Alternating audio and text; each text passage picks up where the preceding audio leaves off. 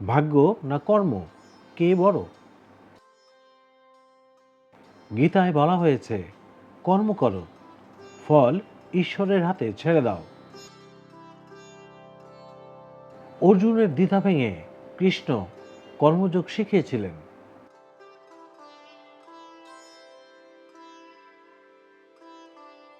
তাই সঠিক কর্মই ভবিষ্যৎ গড়ে।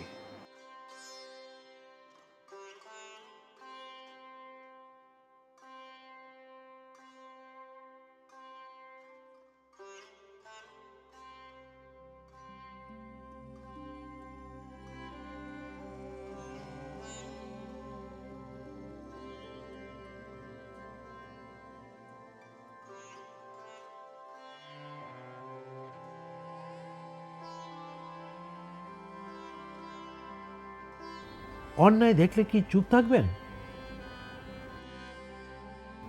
ভয়ে আমরা নীরব হয়ে যাই, কিন্তু ন্যায় রক্ষা ধর্ম। রাম ও কৃষ্ণ অন্যায়ের বিরুদ্ধে দাঁড়িয়েছেন।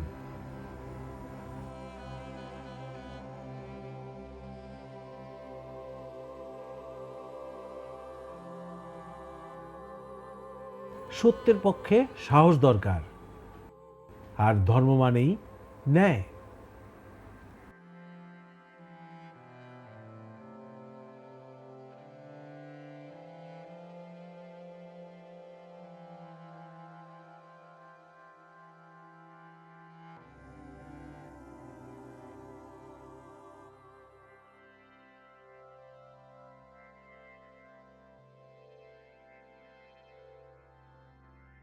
সুখ কোথায়?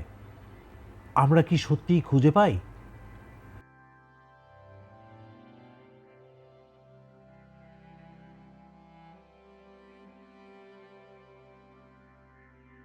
আধুনিক জীবনে অনেক কিছু চাই, কিন্তু তৃপ্তি আসে না। বেশি চাওয়াই দুঃখের কারণ। হিন্দু ধর্মে সরল জীবনকে গুরুত্ব দেওয়া হয়েছে। সরল মানুষ কম লোভী, কিন্তু অপার শান্তি লাভ করেন তারা।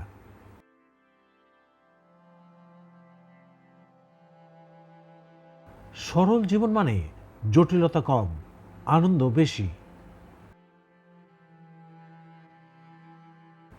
কমই সুখ খুঁজুন, জীবন সহজ ও আনন্দময় হবে। সরলতাই প্রকৃত সুখের চাবিকাঠি।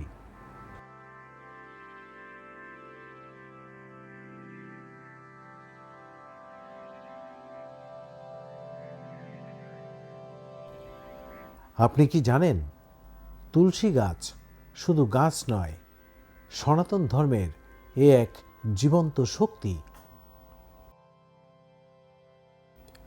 হিন্দু ধর্মে তুলসীকে লক্ষ্মীর রূপ বলা হয়। যেখানে তুলসী থাকে সেখানে পবিত্রতা ও শান্তি বিরাজ করে। শাস্ত্র মতে বিষ্ণু পূজা তুলসী ছাড়া অসম্পূর্ণ। তুলসী ভক্তির সঙ্গে ঈশ্বরের সংযোগ ঘটায়। বৈজ্ঞানিক দিক থেকেও তুলসী রয়েছে বিশেষ স্থান। এটি বাতাস শুদ্ধ করে, এর ঘ্রাণ মন শান্ত রাখে। প্রতিদিন তুলসীকে জল দেওয়া মানে নিজের মন ও ঘর শুদ্ধ করা। তাই তুলসী পূজা মানে শুধু ধর্ম নয়, এটি প্রকৃতি, স্বাস্থ্য ও ভক্তির এক অপূর্ব মিলন।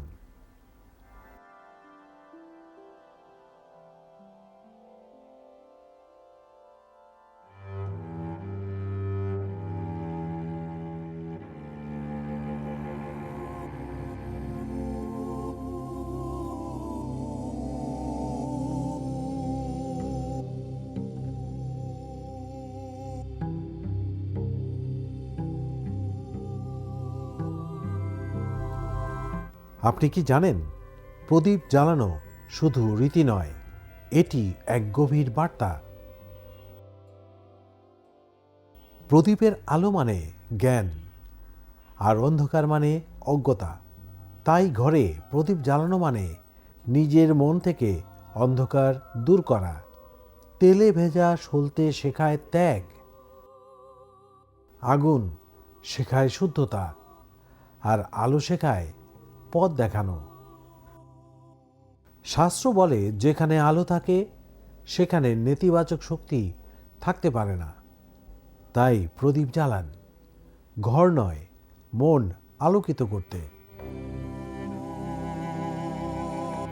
এই আলোই সত্যিকারের পূজা।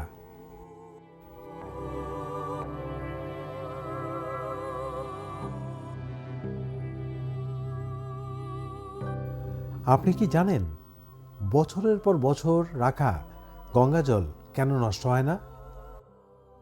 হিন্দু ধর্মে গঙ্গা শুধু নদী নয়, তিনি মা। পাপ মোচন ও শুদ্ধতার প্রতীক। শাস্ত্র মতে ভগীরথের তপস্যায় গঙ্গা স্বর্গ থেকে নেমে এসেছিলেন, তাই তার জল পবিত্র ও শক্তিশালী। বিজ্ঞান অবাক, গঙ্গা জলে এমন কিছু ব্যাকটেরিওফাজ আছে যা ক্ষতিকর জীবাণু ধ্বংস করে।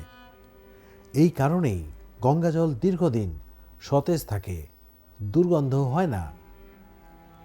তাই গঙ্গা জল শেখায় পবিত্রতা থাকলে সময়ও কিছু নষ্ট করতে পারে না। জল নয়, এ এক জীবন্ত বিশ্বাস।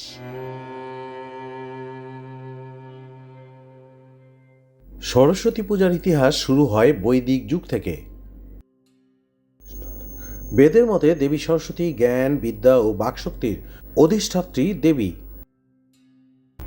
ঋগ্বেদে সরস্বতীকে প্রথমে একটি পবিত্র নদী হিসেবে উল্লেখ করা হলেও সময়ের সঙ্গে সঙ্গে তিনি জ্ঞানের দেবী রূপে পূজিত হন। পুরাণে বলা হয়েছে ব্রহ্মার মুখ থেকে দেবী সরস্বতীর আবির্ভাব। তিনি মানুষকে ভাষা, শিক্ষা, সঙ্গীত ও শিল্পকলার জ্ঞান দান করেন। মাঘ মাসের শুক্লা পঞ্চমীতে পালিত হয় সরস্বতী পূজা, যা বসন্ত পঞ্চমী নামেও পরিচিত। ওং সরস্বতী মহাভাগে বিদ্যে কমললোচনে বিদ্যারূপে বিশালাক্ষী বিদ্যাং দেহি নমস্তুতে।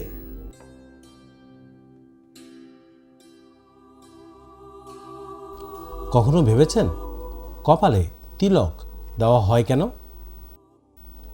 এটা শুধু ধর্মীয় চিহ্ন নয়, এর পেছনে আছে আধ্যাত্মিক শক্তি আর বিজ্ঞান। মানুষের কপালের মাঝখানে রয়েছে আজ্ঞাচক্র, যাকে বলা হয় বুদ্ধি, মনোযোগ আর আত্মচেতনার কেন্দ্র। তিলক দেওয়ার সময় কপালের ওই স্থানে হালকা চাপ পড়ে, যা মনকে শান্ত করে আর একাগ্রতা বাড়ায়। হিন্দু ধর্মে তিলক মানে ঈশ্বরের স্মরণ, অহংকার ত্যাগ আর শুভ শক্তির আহ্বান। চন্দন, সিঁদুর বা ভস্য, প্রতিটা তিলকেরই আছে নিজস্ব আধ্যাত্মিক অর্থ। এই তিলক শুধু সাজ নয়, এটা হলো শরীর, মন আর আত্মার সংযোগ। এই কারণেই হাজার বছর ধরে কপালে আজও মানুষ তিলক দেয়। ছোট্ট কৃষ্ণ, হাতে মাখন, মুখে দুষ্টু হাসি। কিন্তু প্রশ্ন একটাই, ভগবান হয়েও কৃষ্ণ কেন মাখন চুরি করতেন? কারণ কৃষ্ণ মাখন নয়, ভক্তের ভালোবাসা চুরি করতেন। ব্রজবাসীদের কাছে মাখন ছিল সবচেয়ে প্রিয় একটি জিনিস। সেটা চুরি করে কৃষ্ণ বোঝাতে চেয়েছিলেন, যাকে তুমি সবচেয়ে ভালোবাসো সেটাই ভগবান চান। মাখন যেমন নরম, শুদ্ধ আর মিষ্টি, তেমনি ভক্তের হৃদয়ও হতে হবে কোমল। কৃষ্ণের এই লীলা শেখায় ভগবান দূরে নন, তিনি খেলায়, হাসিতে আর ভালোবাসায় বাস করেন। তাই কৃষ্ণের মাখন চুরি কোনো চুরি নয়, এটা ছিল ভক্তি জাগানোর এক অনন্য লীলা।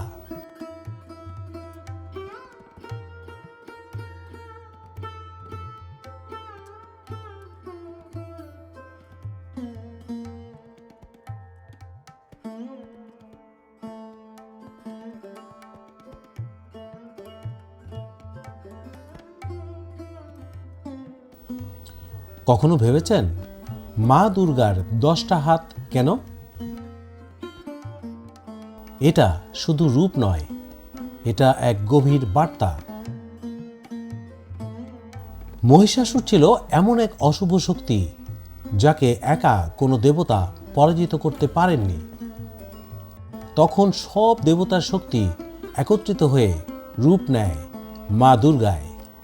10টা হাত মানে 10 দিক থেকে আসা শক্তির সমন্বয়। প্রতিটি হাতে আছে এক একটি অস্ত্র, যা অশুভ শক্তির বিরুদ্ধে প্রতিরোধ। এই দশভুজা রূপ শেখায় জীবনে শুধু শক্তি নয়, বুদ্ধি, ধৈর্য, সাহস আর ন্যায় একসাথে দরকার। মা দুর্গা মনে করিয়ে দেন, নারী দুর্বল নয়, তিনি হলেন সৃষ্টির রক্ষক। অনেকেই প্রশ্ন করে, ভালো বা খারাপ কাজ করলে তার ফল সঙ্গে সঙ্গে আসে না কেন?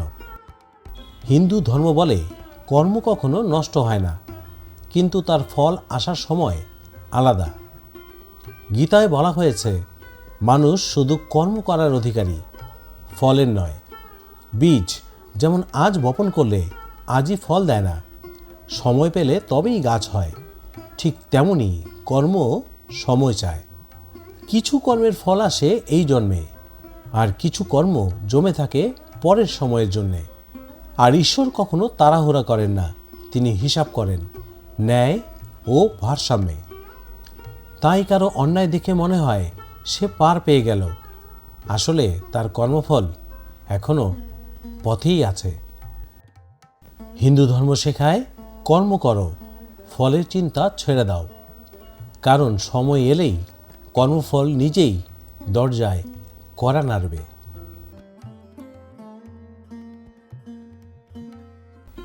অনেকে ভাবে উপবাস মানে শুধু না খেয়ে থাকা, কিন্তু হিন্দু ধর্মে উপবাস মানে নিজের কাছে ফিরে যাওয়া। উপবাস শব্দের অর্থ উপ যোগ বাস, অর্থাৎ ঈশ্বরের কাছে থাকা। উপবাসে শরীর হালকা হয়, মন শান্ত হয়, আর ইন্দ্রিয়ের উপর নিয়ন্ত্রণ আসে। গীতায় বলা হয়েছে, যে নিজের ইচ্ছাকে নিয়ন্ত্রণ করতে পারে সেই সত্যিকার যোগী। উপবাস শেখায়, সব ইচ্ছা পূরণ করাই সুখ নয়, কখনো ত্যাগেই শান্তি আসে। এই কারণেই একাদশী, নববর্ষ, মহাশিবরাত্রি সহ অন্যান্য উপবাস করা হয়ে থাকে। উপবাস মানে শরীর নয়, মন ও আত্মাকে শুদ্ধ করা। তাই হিন্দু ধর্মে উপবাস কষ্ট নয়, এটা হলো আত্মশক্তি জাগানোর পথ। অনেকে বলে আমার ভাগ্য খারাপ, কিন্তু হিন্দু ধর্ম বলে ভাগ্য কোনো স্থির জিনিস নয়।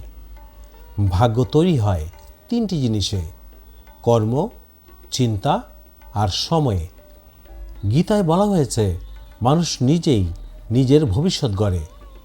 আজ তুমি যে কাজ করছো, যে চিন্তা পুষছ, সেগুলোই কাল তোমার ভাগ্য হবে। ভাগ্য বদলাতে হলে কোনো জাদু নয়, দরকার সঠিক কর্ম। সৎ পথে চলা, অহংকার ত্যাগ আর ভক্তি, এই 3টাই ভাগ্যের চাকা ঘোরায়। ঈশ্বর শুধু সুযোগ দেন, পথে হাঁটতে হয় নিজেকেই। তাই হিন্দু ধর্ম শেখায়, ভাগ্য চাইলে বদলানো যায়, যদি তুমি নিজে বদলাও।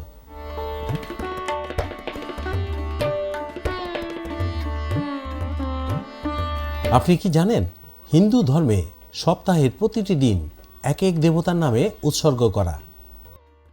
সোমবার শিবের দিন, শান্তি ও ধৈর্যের জন্য শিব পূজা করা হয়। মঙ্গলবার হনুমানের দিন, হনুমান সাহস ও শক্তির প্রতীক।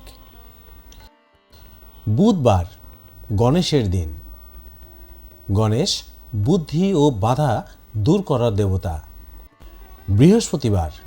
বৃহস্পতিবার হচ্ছে বিষ্ণুর দিন, বিষ্ণু জ্ঞান ও কল্যাণের প্রতীক। শুক্রবার লক্ষ্মী ও দুর্গার দিন, এই দিনটি এদের পূজা করা হয় সুখ, সমৃদ্ধি ও শক্তির জন্য। শনিবার শনিদেবের দিন, শনিদেব কর্মফল ও ন্যায়ের প্রতীক। রবিবার সূর্যদেবের দিন, সূর্যদেব জীবনী শক্তি ও আত্মবিশ্বাসের উৎস। এই নিয়ম মনে করিয়ে দেয় প্রতিদিনই ঈশ্বরের স্মরণ আমাদের জীবনকে শুদ্ধ ও ভারসাম্যপূর্ণ করে।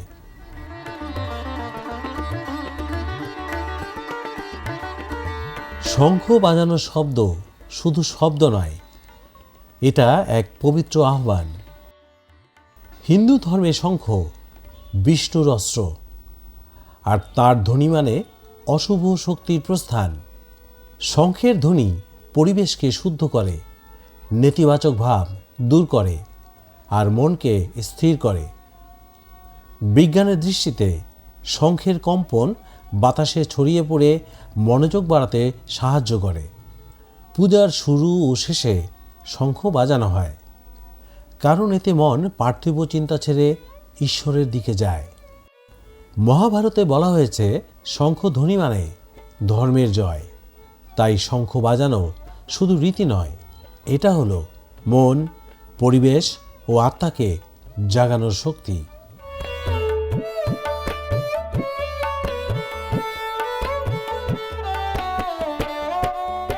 পূজার ঘট দেখলেই আমরা দেখি ঘটের মুখে আম্রপল্লব সাজানো, কিন্তু প্রশ্ন হলো আম্রপল্লব কেন ব্যবহার করা হয়?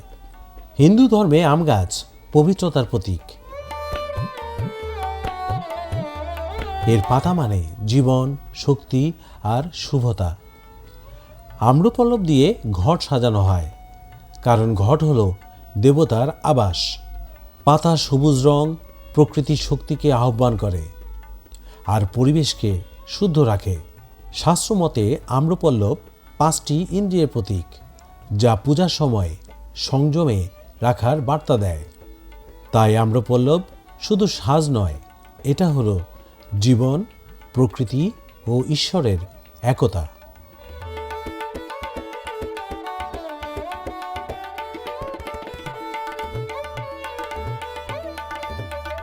যখন মানুষ ভাবত পৃথিবী চ্যাপ্টা, তখন বেদের রচয়িতারা লিখে দিয়েছিলেন পৃথিবী ঘুরছে আর সূর্যকে ঘিরে সময় চলে। এটা কিভাবে সম্ভব? বেদের বয়স 3500 থেকে 5000 বছর। আজকের বিজ্ঞানের জন্ম হয়নি তখন। টেলিস্কোপ তো দূরের কথা, মানুষ আকাশ দেখত খালি চোখে। কিন্তু যজুর্বেদে লেখা আছে পৃথিবী অক্ষের ওপর ঘোরে। রাত্রি ও দিন পৃথিবীর ঘূর্ণনের ফল। সূর্যের চারদিকে পৃথিবী পরিক্রমা করে। এগুলো কি কাকতালীয়, নাকি তখনকার ঋষিরা এমন কিছু জানতেন যা আজও আমরা পুরো বুঝতে পারিনি? আরও অবাক করার মতো বিষয়, অথর্ববেদে লেখা পৃথিবীর উপরিভাগ বাঁকানো, নিচের দিক বৃত্তাকার। হাজার হাজার বছর পরে অ্যারিস্টটল, কোপার্নিকাস, গ্যালিলিও এক এক করে প্রমাণ করলেন ঠিক এই কথাটাই। তাহলে প্রশ্ন উঠেছে, বেদের জ্ঞান কি কেবল আধ্যাত্মিক ছিল, নাকি এর পেছনে ছিল জ্যোতির্বিজ্ঞানের কোনো প্রাচীন হারিয়ে যাওয়া সভ্যতা? আপনার মতে এটা ঐশ্বরিক জ্ঞান, নাকি প্রাচীন কোনো বিজ্ঞান যার রেকর্ড হারিয়ে গেছে? কমেন্টে লিখুন। স্ট্রেস, মাথা গরম, ঘুম আসে না, এই 1 মিনিটের শব্দ আপনার মস্তিষ্ককে রিসেট করে। এটা শুধু বিশ্বাস নয়, বৈজ্ঞানিকভাবে প্রমাণিত। সামবেদের একটি বিশেষ শব্দ আছে, ওম। এই শব্দটি উচ্চারণ করলে ব্যক্তির শ্বাস প্রশ্বাস, হার্টবিট এবং ব্রেন ওয়েভ এক স্থির ছন্দে চলে আসে। এমআরআই স্ক্যান দেখায় ওম শব্দটি উচ্চারণ করলে ভয়, চাপ, টেনশন নিয়ন্ত্রণ করে এবং মন শান্ত হয়ে যায়। ওম শব্দটি যদি ইংরেজিতে লিখি তাহলে হয় AUM।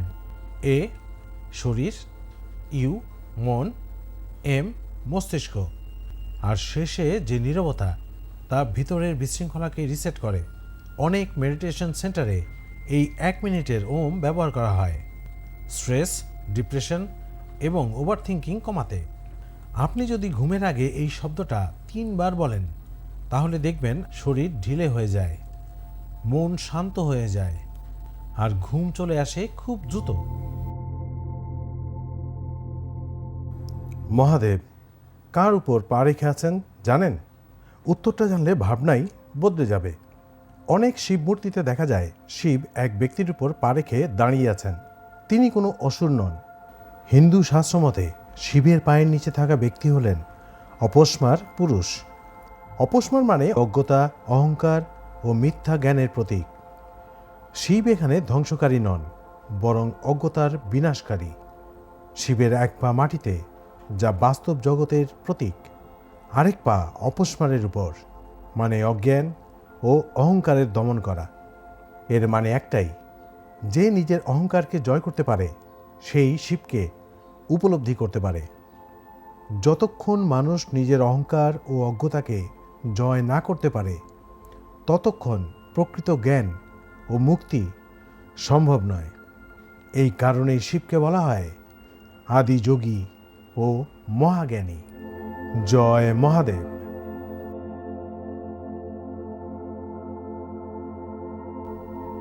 কখনো কি ভেবেছেন পূজায় ধূপ কেন জ্বালানো হয়? অনেকে ভাবে শুধু গন্ধের জন্য, কিন্তু শাস্ত্র বলে এর অর্থ অনেক গভীর। ধূপের ধোঁয়া বাতাসকে শুদ্ধ করে, মনকে করে শান্ত। এই ধূপের গন্ধে নেতিবাচক চিন্তা ধীরে ধীরে দূরে সরে যায়। ধোঁয়া যেমন নিচ থেকে উপরে ওঠে, তেমনি ধূপ আমাদের শেখায় অহংকার ছেড়ে ঈশ্বরের দিকে এগিয়ে যেতে। ধূপ মানে নিজেকে পোড়ানো নয়, নিজেকে হালকা করা। এই জন্যই ধূপ জ্বালানো হয়। শুধু পূজায় নয়, নিজের মন পরিষ্কার করার জন্যই ধূপ জ্বালানো হয়।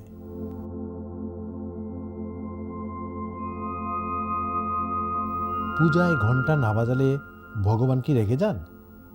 না, ঘণ্টা বাজানো ভগবানকে ডাকতে নয়, নিজেকে জাগাতেই ঘণ্টা বাজাতে হয়। ঘণ্টার শব্দে মনে অন্যান্য চিন্তা দূর হয়ে যায়, মন ফেরে পূজায়। শাস্ত্রমতে ঘণ্টার শব্দ নেতিবাচক শক্তি দূর করে আর পরিবেশকে পবিত্র করে। ঘণ্টার ধ্বনিকে ধরা হয় ওম শব্দের প্রতীক হিসাবে, যা সৃষ্টি, স্থিতি ও লয়ের ইঙ্গিত বহন করে। ঘণ্টা আসলে একটি স্পিরিচুয়াল নোটিফিকেশন। পূজার টাইম শুরু। মন্দিরে ঘণ্টা বাজানো মানে নিজের অহংকার ও অশুদ্ধ চিন্তা বাইরে রেখে ভগবানের কাছে নিজেকে সমর্পণ করা।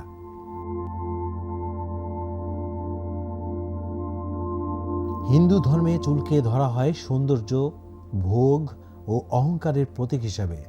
তাই কারো মৃত্যু হলে ছেলেরা মাথার চুল ফেলে দেয়। এর মাধ্যমে তারা জানায় এই সময়ে তারা সব ধরনের সাজ, সৌন্দর্য ও পার্থিব আনন্দ থেকে বিরত থাকছে। শাস্ত্রমতে শোকের সময় মানুষকে সংযমী ও বিনয়ী হতে হয়। মাথার চুল ফেলে দেওয়া মানে আমি দুঃখে আছি, আমি ভোগে নেই। আরও একটি গুরুত্বপূর্ণ কারণ হলো শুদ্ধতা। শেষকৃত্যে সম্পন্ন করার সময় শারীরিক ও মানসিক পবিত্রতা খুব জরুরি। চুল ফেলে দেওয়া সেই শুদ্ধতার প্রতীক। এছাড়া এটি আত্মসমর্পণের চিহ্ন। অহংকার ত্যাগ করে মৃত আত্মার প্রতি শেষ সম্মান জানানো হয় এর মাধ্যমে। এই কারণেই ছেলেরা চুল ফেলে দেয়। এটা শুধু নিয়ম নয়, এটি একটি গভীর মানসিক ও আধ্যাত্মিক বার্তা। আপনি কি লক্ষ্য করেছেন প্রদীপ সবসময় নিচে রেখে জ্বালানো হয়? তা কেন? অনেকে ভাবে এটা শুধু নিয়ম, কিন্তু এর পেছনে আছে গভীর অর্থ। হিন্দু ধর্মে প্রদীপ মানে জ্ঞান ও আলোর প্রতীক, আর অন্ধকার মানে অজ্ঞতা। প্রদীপ নিচে রেখে জ্বালানো মানে অজ্ঞতা যত নিচেই থাকুক, জ্ঞান সবসময় উপরের দিকেই উঠবে।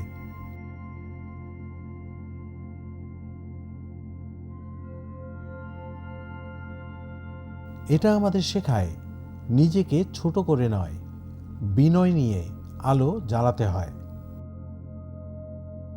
এই কারণেই প্রদীপ নিচে রাখা হয়, কারণ আলো কখনো অহংকার করে না, সে সবাইকে করে আলোকিত।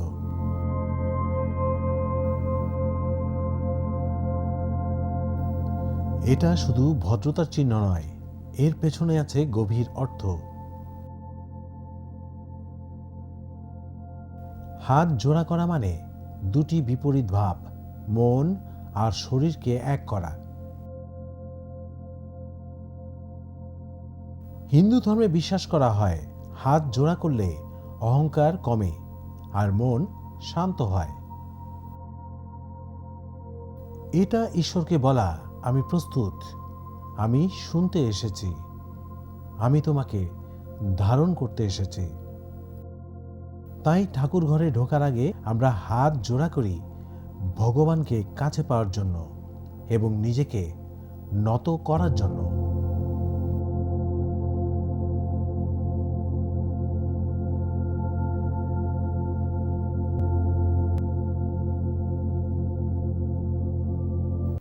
এই ঘটনাটি উৎপন্ন হয়েছিল ঋষি মুনিদের ভ্রান্ত ধারণা ভাঙার জন্যে।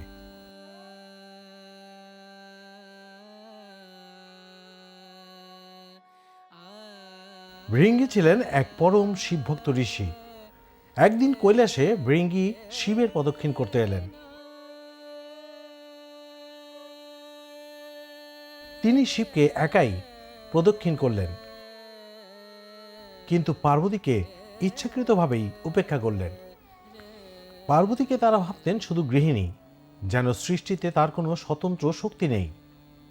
এই ভাবনাটাই ছিল অজ্ঞানতার ফল। পার্বতী তা লক্ষ্য করলেন। তিনি বললেন, যেখানে শিব সেখানেই আমি, আমাকে বাদ দিয়ে কি শিবের পূজা সম্পূর্ণ হয়? কিন্তু ভৃঙ্গি উত্তর দিলেন, আমি শুধু শিবকে মানি, শক্তিকে নয়। তখন পার্বতী শিবকে বললেন, যদি আমায় ছাড়া তুমি পূর্ণ হও তবে এই জগৎ কিভাবে চলছে? শিব বুঝলেন এই ভুল ধারণা দূর করা দরকার।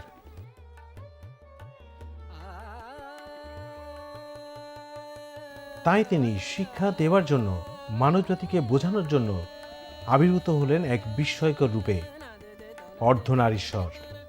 ডান পাশে রইল শিব, জটা, ত্রিনয়ন, ভস্মলিপ্ত দেহ, আর বাম পাশে প্রকাশ পেল পার্বতী, কোমল মুখ, অলংকার, মাতৃত্বের আভা। তিনি এই রূপে বোঝাতে চাইলেন, শক্তিকে অবমূল্যায়ন করলে শিবও অসম্পূর্ণ। ভৃঙ্গি তখনও ছাড়লেন না তার জেদ। তিনি নিজের দেহকে কেবল পুরুষ রূপে পরিবর্তন করে অর্ধনারীশ্বরের শুধু শিব অংশ প্রদক্ষিণ করতে চাইলেন। তিনি বিশ্বাস করতেন এই জগতে একমাত্র উপাস্য শিবই সর্বশক্তিমান। কিন্তু সেই ভক্তির মধ্যে জন্ম নিয়েছিল এক ভ্রান্ত ধারণা। ভৃঙ্গি মানতেই চাইতেন না যে পার্বতীও শিবের মতোই সমান শক্তি। তখন পার্বতী তার শরীর থেকে নারী শক্তি কেড়ে নেন। ভৃঙ্গি সঙ্গে সঙ্গে দুর্বল হয়ে পড়লেন। তিনি কেবল হাড়ে পরিণত হলেন।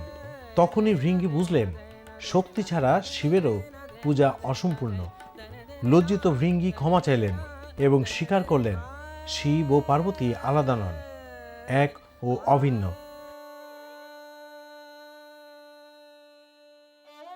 শিব তখন মৃদু হেসে বললেন, তুমি আমি আর আমি তুমি। এই কথা প্রমাণ করতেই শিব নিজের দেহের অর্ধেক অংশে পার্বতীকে ধারণ করলেন।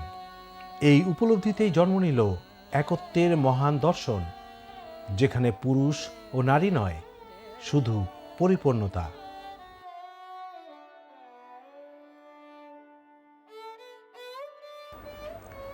জানেন কি, একটি ব্রত আছে যেটা করলে নাকি মহাদেবের মতো স্বামী পাওয়া যায়। এই কারণে শিবরাত্রির দিনে অবিবাহিত মেয়েরা সারাদিন উপবাস করে। কিন্তু এর পেছনে আসল গল্পটা অনেকেই জানে না। দেবী পার্বতী মহাদেবকে পাওয়ার জন্য বছরের পর বছর কঠিন তপস্যা করেছিলেন। তার সেই ভক্তি আর ভালোবাসার স্মৃতিতেই শুরু হয় শিবরাত্রি ব্রত। বিশ্বাস করা হয় এই দিনে মন থেকে প্রার্থনা করলে জীবনে আসে সঠিক মানুষ আর সম্পর্ক হয় শান্ত ও শক্তিশালী। তাই এটা শুধু স্বামী চাওয়ার ব্রত নয়, এটা ধৈর্য, ভালোবাসা আর বিশ্বাসের প্রতীক। হয়তো এই কারণেই শিবরাত্রির রাতকে বলা হয় ভালোবাসার সবচেয়ে পবিত্র রাত।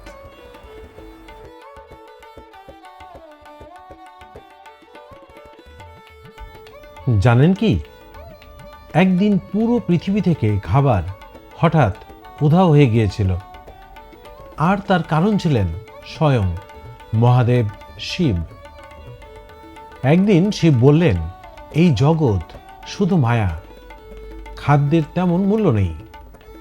এই কথা শুনে দেবী পার্বতী নীরবে সিদ্ধান্ত নিলেন, শিবকে সৃষ্টির আসল সত্য বোঝাতে হবে। সেই সিদ্ধান্ত থেকেই তিনি ধারণ করলেন অন্নপূর্ণা রূপ, আর তিনি মুহূর্তের মধ্যেই পৃথিবী থেকে সব খাদ্য অদৃশ্য করে দিলেন। দেবতা থেকে মানুষ সবাই ক্ষুধায় কাতর হয়ে পড়ল, কোথাও খাদ্য নেই। সকলের হাহাকার দেখে শিব নিজে বুঝলেন, খাদ্যই জীবনের শক্তি।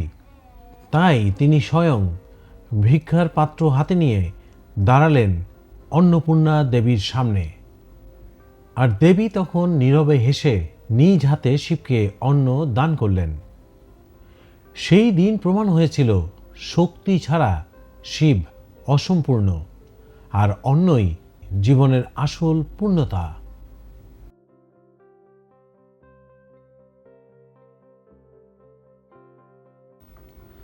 জানেন কি, ভারতের এমন এক বিখ্যাত মন্দির আছে যেখানে হাজার বছর ধরে শঙ্খ বাজানো সম্পূর্ণ নিষিদ্ধ।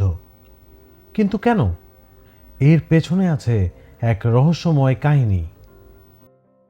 হিমালয়ের কোলে অবস্থিত বদ্রীনাথ মন্দির ভগবান বিষ্ণুর অন্যতম পবিত্র ধাম। এখানে প্রতিদিন হাজার হাজার ভক্ত আসেন, কিন্তু আশ্চর্যের বিষয়, এখানে পূজার সময় কোনো শঙ্খধ্বনি শোনা যায় না। কথিত আছে দেবী লক্ষ্মী একসময় গভীর ধ্যানে মগ্ন ছিলেন। সেই সময় শঙ্খের শব্দে তার ধ্যান ভঙ্গ হয়, তার মন অশান্ত হয়ে ওঠে, তিনি আর ধ্যানে বসতে পারেননি। সেটা জেনে যায় সকল দেবতারা। এরপর থেকে এই মন্দিরে শঙ্খ বাজানো বন্ধ করে দেওয়া হয়, যাতে দেবীর ধ্যান আর কখনোই ভঙ্গ না হয়। সেই ধারা প্রচলিত আছে আজ পর্যন্ত। আরেকটি বিশ্বাস বলে, এই অঞ্চলের প্রাকৃতিক নীরবতা ও তুষার ধসের ঝুঁকির কারণে যে কোনো জোরালো শব্দ এবং এই শঙ্খধ্বনি এড়ানো হয়।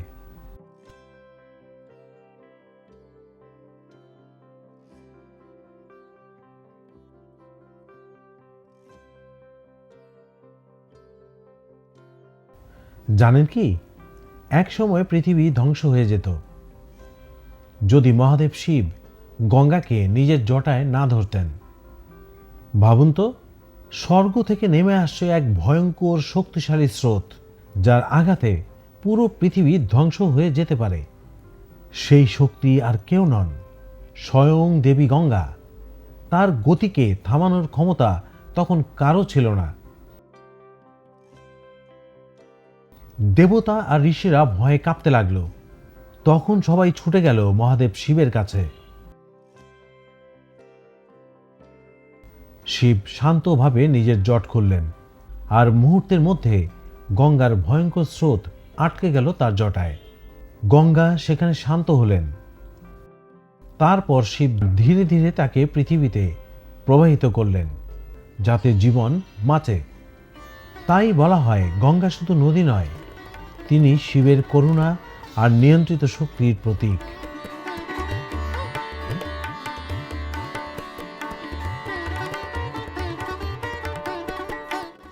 শিবের জটা শুধু চুল নয়, সেটা পৃথিবী রক্ষার শক্তির প্রতীক।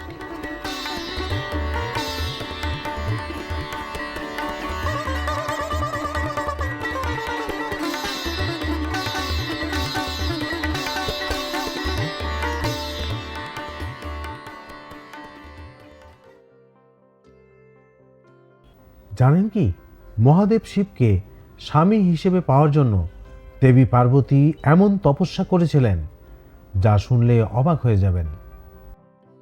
শৈশব থেকেই পার্বতী জানতেন তার ভাগ্যে লেখা আছে মহাদেব, কিন্তু শিব ছিলেন গভীর ধ্যানে, সংসার ও ভালোবাসা থেকে সম্পূর্ণ দূরে।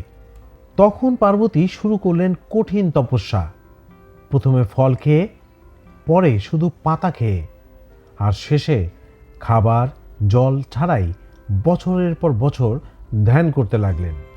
তার ভক্তি এতটাই শক্তিশালী ছিল, দেবতারা পর্যন্ত অবাক হয়ে গেলেন। পুরো প্রকৃতি যেন থমকে গিয়েছিল সেই তপস্যার সামনে। শেষে শিব নিজেই পার্বতীর সামনে এসে তার ভালোবাসা ও ধৈর্যের পরীক্ষা নিলেন, আর বুঝলেন এই ভক্তি সত্যিকারের শক্তি। সেইভাবেই তপস্যার শক্তিতে পার্বতী লাভ করলেন মহাদেবকে, আর সৃষ্টি হয় শিব শক্তির চিরন্তন মিলন।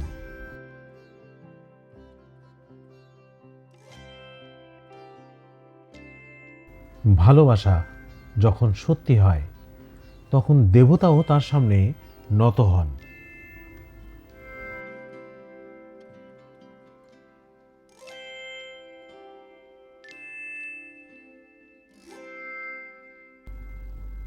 জানেন কি, যেখানে মানুষ যেতে ভয় পায়, স্বয়ং মহাদেব শিব সেখানেই ধ্যান করেন। একবার দেবতারা শিবকে জিজ্ঞাসা করলেন, হে মহাদেব, স্বর্গ ছেড়ে আপনি কেন শ্মশানে থাকেন? চারদিকে আগুন, নীরবতা আর মৃত্যুর গন্ধ এখানে, তবু কেন এখানে আপনি? শিব ধীরে বললেন, এখানেই মানুষ বুঝতে পারে ক্ষমতা, অহংকার, সৌন্দর্য সব একদিন ভস্ম হয়ে যায়। শ্মশান সেই স্থান যেখানে সবাই সমান। মহাদেব সেখানে ধ্যান করেন, কারণ মৃত্যু বুঝে ফেলে সে আর কোনো ভয়কে ভয় পায় না। এখানে মানুষ মৃত্যুর ভয় জয় করেই সত্যিকারের মুক্তি পায়। এই শ্মশান মনে করিয়ে দেয় জন্ম আর মৃত্যু একই চক্রের অংশ। তাই শ্মশান শিবের কাছে ভয় নয়, সেটা জীবনের চরম সত্যের বিদ্যালয়।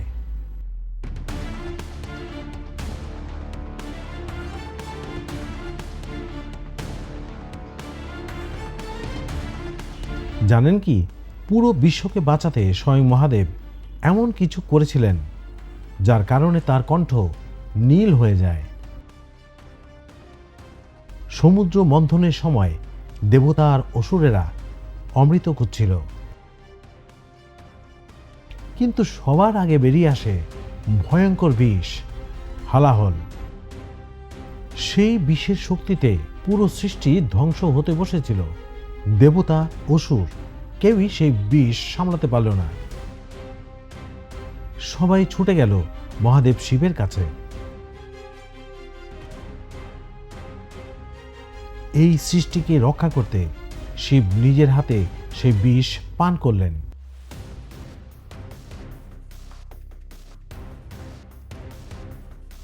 আর ঠিক তখনই দেবী পার্বতী তার কণ্ঠ চেপে ধরেছিলেন, যাতে বিষ শরীরে ছড়িয়ে না পড়ে। শিবের গলায় বিষ আটকে গেল, আর সেই থেকেই মহাদেবের নাম হল নীলকণ্ঠ, অর্থাৎ নীল কণ্ঠধারী, যিনি এই বিশ্বের জন্য নিজেকে উৎসর্গ করেছিলেন।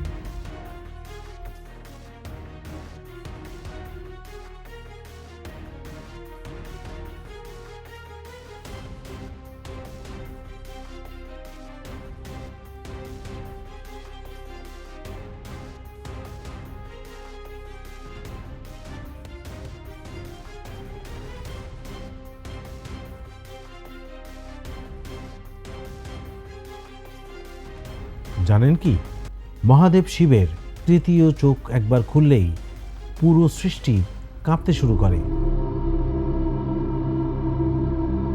একবার দেবতারা কামদেবকে পাঠালেন যাতে তিনি শিবের ধ্যান ভঙ্গ করেন। কামদেব নিজের শক্তি ব্যবহার করতেই শিবের গভীর ধ্যান ভেঙে যায়। রাগে শিব তার তৃতীয় চোখ খুলে দিলেন, আর সেই অগ্নি শক্তিতে মুহূর্তের মধ্যে কামদেব ভস্ম হয়ে গেলেন। এই চোখ শুধু ধ্বংসের প্রতীক নয়, এটি সত্য, জ্ঞান আর মায়া ধ্বংস করার শক্তির প্রতীক। তাই বলা হয়, শিবের তৃতীয় চোখ খুললে মিথ্যা পুড়ে যায় আর প্রকাশ পায় চূড়ান্ত সত্য। শিবের তৃতীয় চোখ খুললেই জেগে ওঠে অগ্নিশক্তি। এই চোখ মায়া, অহংকার আর অশুভ শক্তিকে মুহূর্তেই ধ্বংস করে দেয়। তাই বলা হয় এটা ধ্বংস নয়, সত্য প্রকাশের শক্তি।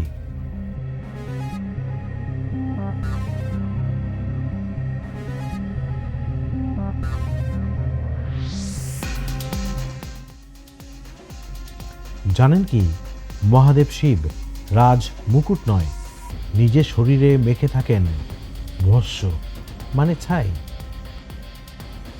অন্ধকার শ্মশান, চারদিকে আগুনের আলো, আর সেই আগুনের মাঝেই ধ্যানমগ্ন মহাদেব শিব। একদিন দেবতারা প্রশ্ন করলেন, হে মহাদেব, আপনি স্বর্গের ঐশ্বর্য ছেড়ে কেন এই ভস্য ধারণ করেন? শিব নীরবে চোখ খুললেন। তিনি মুঠো ভর্তি ভস্য তুলে বললেন, যা কিছু মানুষ নিজের বলে ভাবছে, একদিন সবই এই ছায়ে পরিণত হবে। এই ভস্যই শিবকে মনে করিয়ে দেয়, অহংকারের শেষ আছে, শরীরের শেষ আছে, কিন্তু আত্মার কোনো শেষ নেই। তাই মহাদেব ভস্য মেখে থাকেন, যেন মানুষ ভুলে না যায় জীবনের শেষ সত্য এই এক মুঠো ছাই। ভাবুন তো, পুরো মহাবিশ্ব থেমে গেছে, আর সেই নীরবতার মাঝখানে আগুনের বৃত্তে নৃত্য করছেন মহাদেব নটরাজ।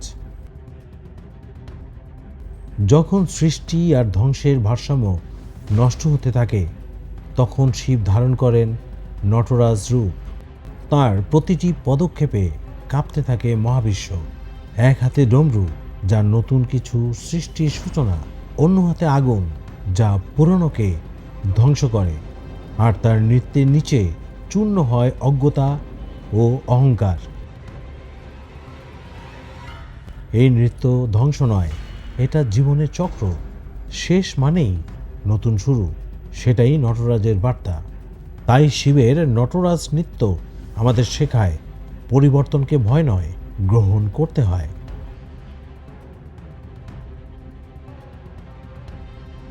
অন্ধকারে হঠাৎ এক শব্দ, ডম ডম ডম। বিশ্বাস করা হয় এই শব্দ থেকেই শুরু হয়েছিল মহাবিশ্বের স্পন্দন।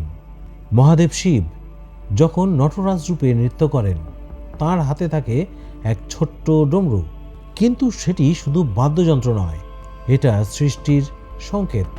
কথিত আছে ডমরুর কম্পন থেকেই সৃষ্টি হয় প্রথম ধ্বনি, আর সেই ধ্বনি থেকেই জন্ম নেয় ভাষা, শব্দ এবং জ্ঞানের সূত্র।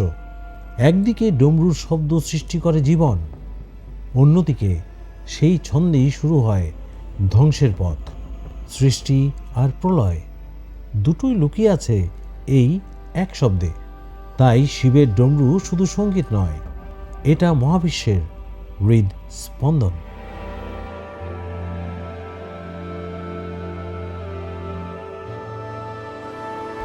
পৃথিবীর সবচেয়ে শক্তিশালী বীর, কিন্তু তিনি নিজেই জানতেন না নিজের শক্তির কথা। শৈশবে হনুমান ছিলেন দুষ্ট ও অপরিমেয় শক্তির অধিকারী। একদিন খেলতে খেলতে তিনি সূর্যকেই ফল ভেবে ধরতে আকাশে লাফ দেন। তার দুষ্টুমিতে ঋষিরা বিরক্ত হয়ে আশীর্বাদ সদৃশ এক অভিশাপ দেন, তুমি তোমার শক্তি ভুলে যাবে যতক্ষণ না কেউ তোমাকে তা স্মরণ করায়। বছরের পর বছর হনুমান নিজের শক্তি জানতেই পারলেন না, যতক্ষণ না সমুদ্র পার হওয়ার সময় জাম্ববান তাঁকে তার আসল শক্তির কথা মনে করিয়ে দিলেন। সেই মুহূর্তেই জেগে উঠল মহাশক্তি, আর হনুমান বুঝলেন শক্তি সব সময় ছিল, শুধু বিশ্বাসটাই ঘুমিয়েছিল।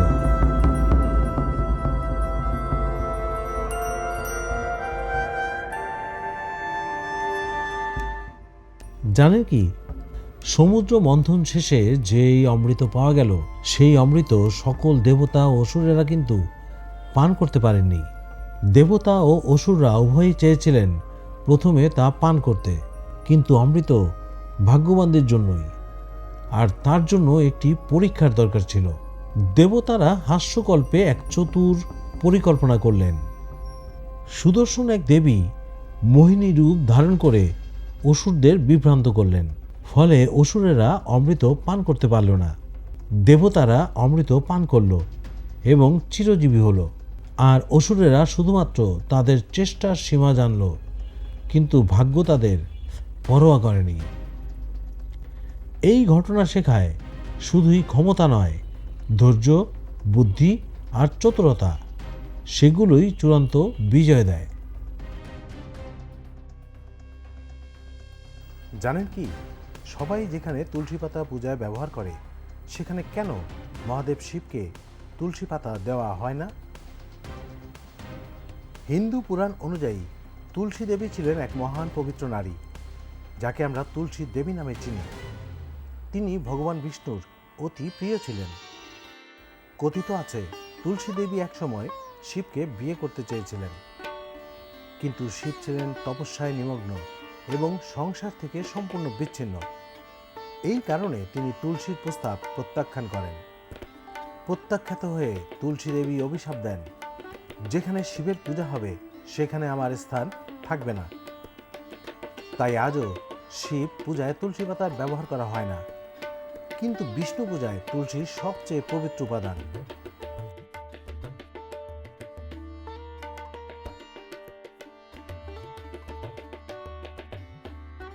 চারদিকে অন্ধকার, যুদ্ধের গর্জন আর অসুরদের অত্যাচারে কাঁপছে পুরো বিশ্ব। ঠিক সেই মুহূর্তে আবির্ভূত হলেন ভয়ঙ্কর শক্তির দেবী মা কালী।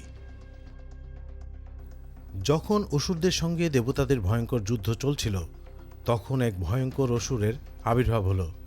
তার নাম রক্তবীজ। এই অসুরকে মারা ছিল প্রায় অসম্ভব, কারণ তার শরীর থেকে যত ফোঁটা রক্ত মাটিতে পড়ত সেখান থেকে জন্ম নিত আরও হাজার রক্তবীজ। মা কালী যুদ্ধক্ষেত্রে নেমেই একের পর এক রক্তবীজকে হত্যা করতে লাগলেন, কিন্তু তার রক্ত মাটিতে পড়লেই নতুন অসুর জন্ম নিচ্ছে। তখন মা এক আশ্চর্য কৌশল নিলেন। তিনি তার জিহ্বা বের করে রক্তবীজের রক্ত মাটিতে পড়ার আগেই পান করতে শুরু করলেন। ফলে আর নতুন রক্তবীজ জন্মাতে পারল না। কিন্তু যুদ্ধ থামছে না, বরং ক্রোধ আরও ভয়ঙ্কর হয়ে উঠছে। দেবতারা তখন ভয়ে কাঁপতে লাগলেন। যদি এই ক্রোধে পুরো পৃথিবী ধ্বংস হয়ে যায়? বিশ্বকে রক্ষা করার জন্য তখন এক অদ্ভুত সিদ্ধান্ত নিলেন শিব। তিনি চুপচাপ গিয়ে শুয়ে পড়লেন যুদ্ধক্ষেত্রের মাঝে। ক্রোধে অন্ধ মা কালী সামনে এগিয়ে এসে হঠাৎই শিবের বুকে পা দিয়ে ফেললেন। আর ঠিক সেই মুহূর্তেই মা কালী পায়ের দিকে লক্ষ্য করলেন, আর শিবকে দেখে নিজের ভুল বুঝতে পেরে লজ্জায় তিনি জিহ্বা বের করে দেন। আর সেই থেকেই মা কালীর প্রতিমায় আমরা দেখি তার জিহ্বা বাইরে বের করা। তাই মা কালীর জিহ্বা শুধু ভয়ঙ্করতার প্রতীক নয়, অসুর বিনাশ ও লজ্জার প্রতীক।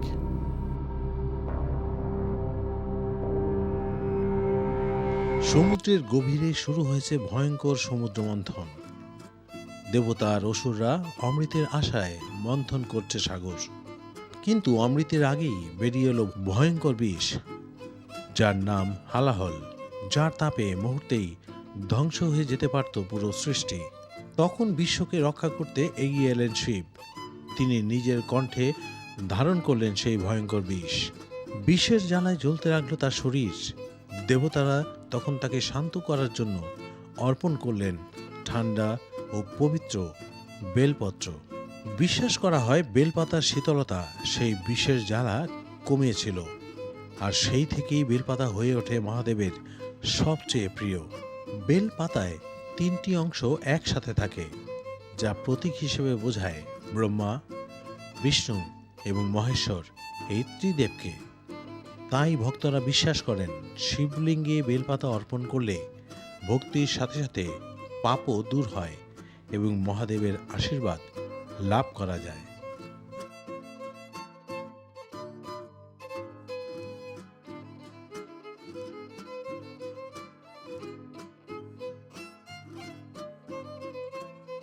কল্পনা করুন, ন্যায়ের কঠোর দেবতা, যার দৃষ্টি পড়লে মানুষের জীবন বদলে যেতে পারে, আর সেই দেবতা হলেন শনিদেব। হিন্দু বিশ্বাস অনুযায়ী মানুষের কর্ম অনুযায়ী ফল দেন তিনি। তাই তার কৃপা যেমন আশীর্বাদ, তেমনি রাগও হতে পারে কঠিন। পুরাণে একটি কাহিনী আছে, একবার হনুমান শক্তি দিয়ে শনিদেবকে বিপদ থেকে রক্ষা করেছিলেন। সেই সময় শনিদেব প্রতিশ্রুতি দেন যারা হনুমানের ভক্তি করবে এবং তেল অর্পণ করবে তাদের উপর তিনি সহজে কঠোর হবেন না। আরও একটি বিশ্বাস আছে, শনিদেবের দৃষ্টি আগুনের মতো তীব্র, তাই ভক্তরা তেল অর্পণ করে সেই তীব্রতা শান্ত করার প্রার্থনা করেন।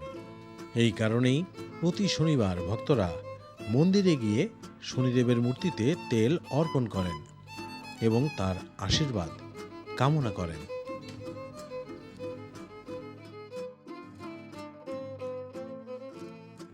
সৃষ্টির ভারসাম্য যখন বিপদের মুখে, তখন বিশ্বকে রক্ষা করার জন্য আবির্ভূত হন বিষ্ণু।